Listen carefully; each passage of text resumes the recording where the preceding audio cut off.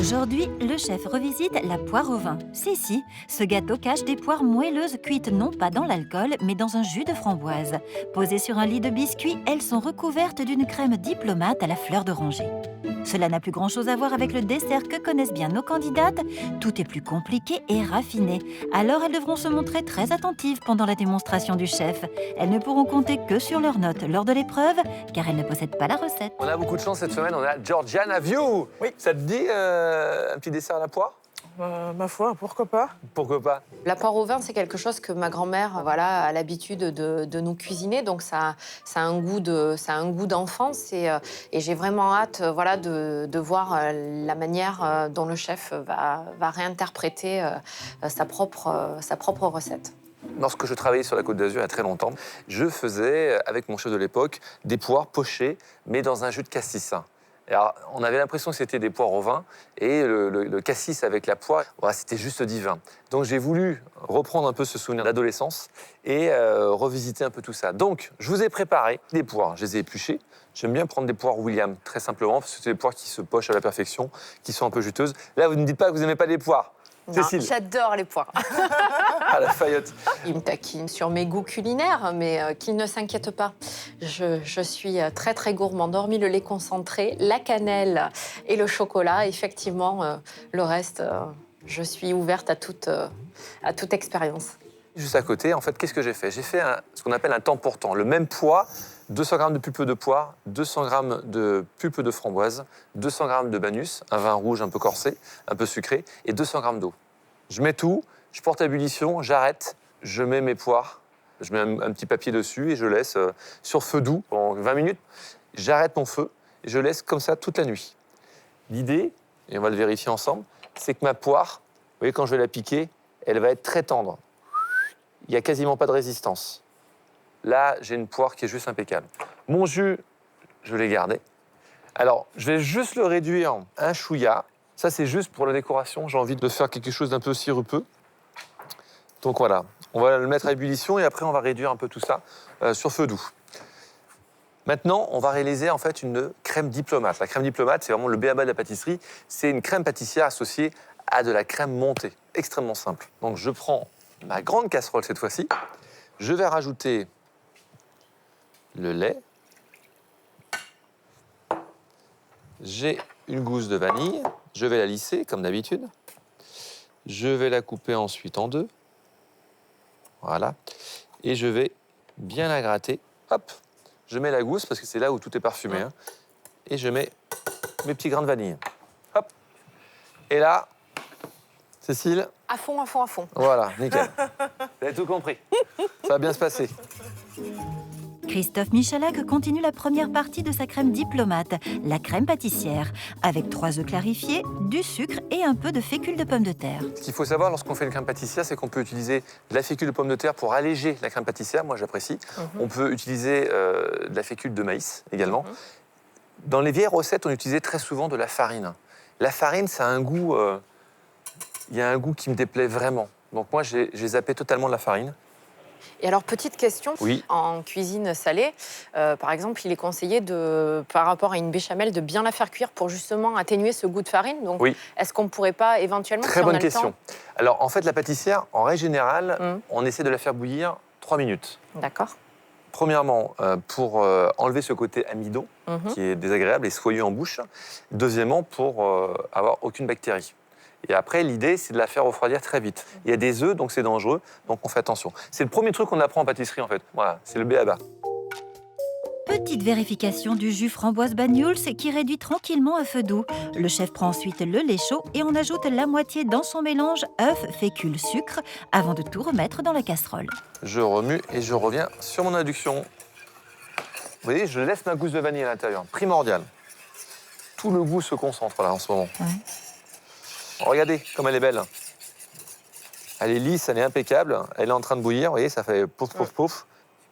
Vous voyez, voilà. Là, on la cuit facilement 3 minutes. Alors, regardez. Ma crème, elle est juste parfaite.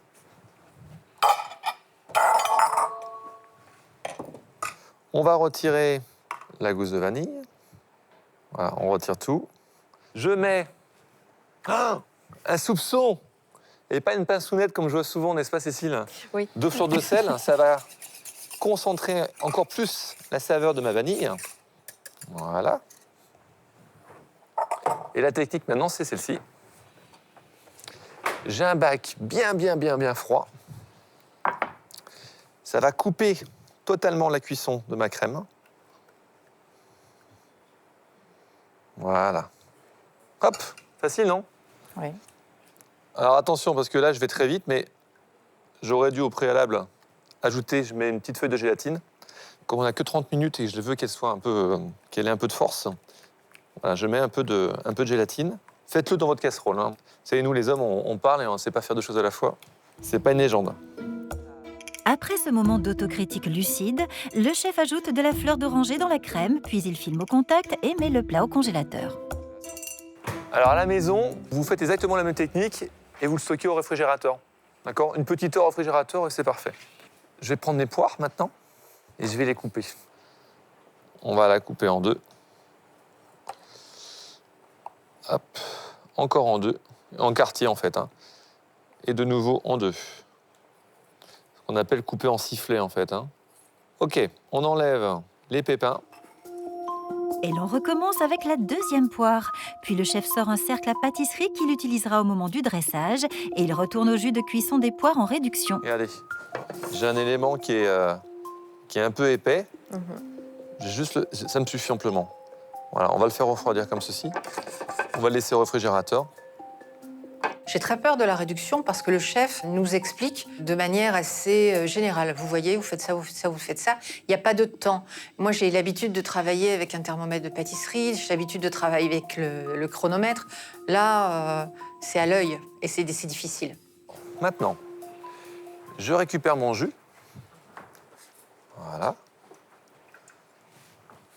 Alors, je prends ce que j'adore, des petits biscuits boudoirs dans mon placard.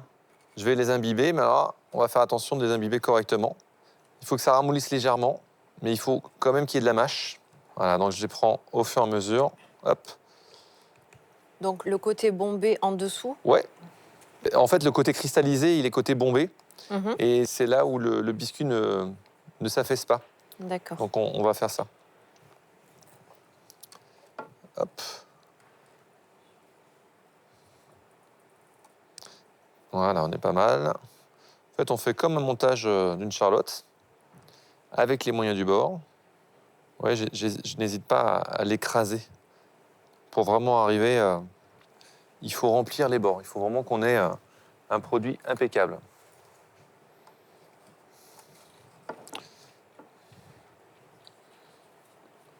Hop là. On y est presque.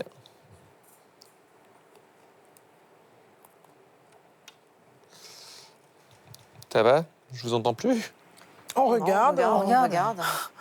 Moi Je suis aussi, inquiet. je prends des notes dans ma tête. Voilà, je pense qu'on n'est pas trop mal là. Voilà, je passe mon doigt parce que je veux quelque chose de net. Vous allez voir par la suite, on va l'émouler. Jusqu'ici, tout va bien? On suit jusque-là. Vous êtes parfaite. Alors, je vais mettre mes quartiers de poire sur le contour.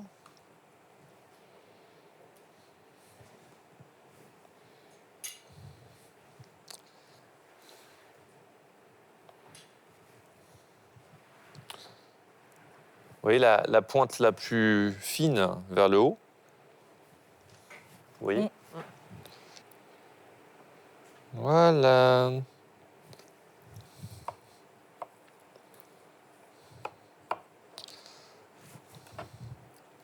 Ensuite, je vais couper des gros cubes que je vais mettre par-ci par-là. Vous avez vu? Juste comme ça, déjà, je trouve que c'est joli. C'est très, très joli. Regardez, pâtissière, elle est... Là, je suis à 35 degrés à peu près. Il te faut la crème fouettée? Ouais. Tu me la récupères? Oui. T'as un amour. Donc là, c'est freestyle hein, quand même. Il faut faire la crème diplomate en moins de 30 minutes. Il faut y aller. Ouais. Quoi. On va pas s'endormir, mais en même temps, c'est pas la course. Hein. Là, je veux bien refouetter. Je relisse ma crème pâtissière. Il faut vraiment qu'elle soit homogène, lisse, qu'il n'y ait pas un seul grain. Ma crème montée, Le cadeau, c'est qu'elle est déjà montée, bien froide. Merci. Là, par contre, on va faire attention, on lui redonne un petit coup de fouet pour, encore une fois, qu'elle soit bien lisse, homogène. Regardez. Elle est belle. Et on fait, comme d'habitude, mélange en 3 fois. Voilà. Une première. La crème diplomate ne m'inquiète pas parce que la crème a été montée. Il ne bat pas ça de façon énergique. Il y va doucement au fouet. Donc non, ça ne m'inquiète pas du tout, ça. Voilà. Et je vais donner dernier petit coup De de Maryse. Hop, regardez. Fini. Le chef met cette crème diplomate dans une poche à douille. Et oui, ça va se compliquer un petit peu. Et l'idée, c'est de mettre ma crème à la fleur d'oranger. J'aurais pu mettre un alcool de poire hein, aussi, à la place de la fleur d'oranger. Hop là. Là, je vais lisser ma crème comme ceci. On va essayer de faire quelque chose de, voilà, d'à peu près lisse. Alors, on a une super crème. On va faire des grosses boules comme ça.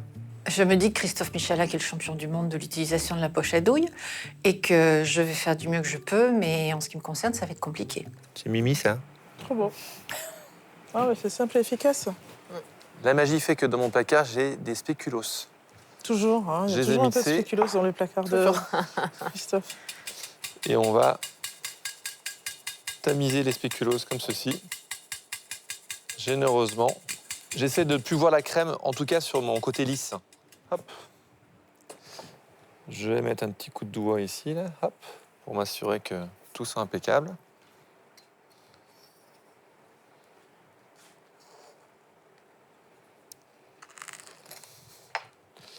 Je vais décercler tout ça. Voilà. Je fais attention que ça ne soit pas cauchemarland sur ma table, n'est-ce pas? Donc, soyez vigilante sur les bords de votre gâteau poire et vin. Voilà. Et pour terminer, le chef prend dans le réfrigérateur la réduction de jus framboise Banyuls et la verse dans un cône de papier que, ouf, les candidates n'auront pas à confectionner. Voilà. Et l'idée, c'est de réaliser des petites touches de coulis.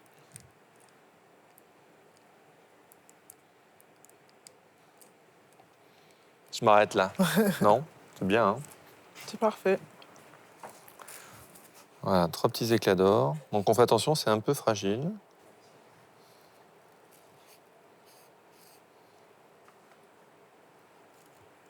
Voilà. Voilà.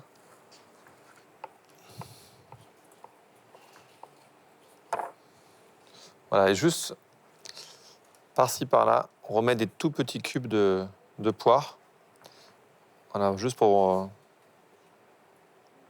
qu'on sache ce qu'on va manger, en fait, au premier coup d'œil. Voilà. J'espère que je vais vous faire aimer les poires au vin. C'est des poires au vin haute couture, là. C'est ça. Une présentation très chouette. Et on s'arrête là. D'accord? Ok. Photo C'est tellement beau. dans la tête. Ouais. Des questions, les filles? Non, je crois que c'est clair. Pensez à l'équilibre. Regardez, si on regarde bien, on a presque un tiers de biscuits, un tiers de fruits et un tiers de crème. Pas plus, ni moins. OK? On retrouvera cette fabuleuse recette sur france2.fr. Bon courage, les filles. Merci. Quand je vois le gâteau terminé, je sais que la crème pâtissière, je vais la réussir. Couper les poires, je vais y arriver. Mais dresser le gâteau, ça me fait terriblement peur. La difficulté principale, c'est le dressage. Tout le reste est assez simple. Donc voilà, rigueur, rigueur, rigueur.